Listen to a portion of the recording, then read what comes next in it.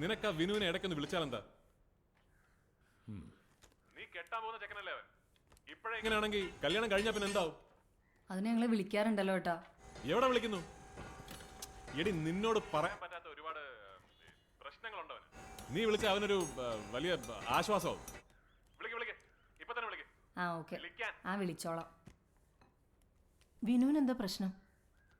പ്രശ്നം വിനുവിനല്ല, നമ്മുടെ പുത്രനാണ്. നീ അഡ്രസ് ഒന്ന് എഴുതി തീർക്കാൻ നോക്ക്.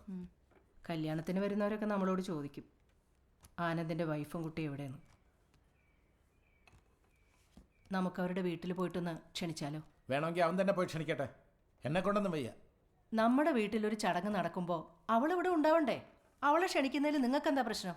എനിക്കെന്ത് പ്രശ്നം? അവൻ അറിയാതെ നമ്മളെ ക്ഷണിക്കാൻ പോയാൽ അവൻ്റെ സ്വഭാവം നിനക്കറിയാമല്ലോ, നമ്മളെയൊക്കെ കടിച്ചേറി തിന്നും. അവനുണ്ടാക്കി വെച്ച പ്രശ്നമല്ലേ, അവൻ തന്നെ പരിഹാരം കാണട്ടെ.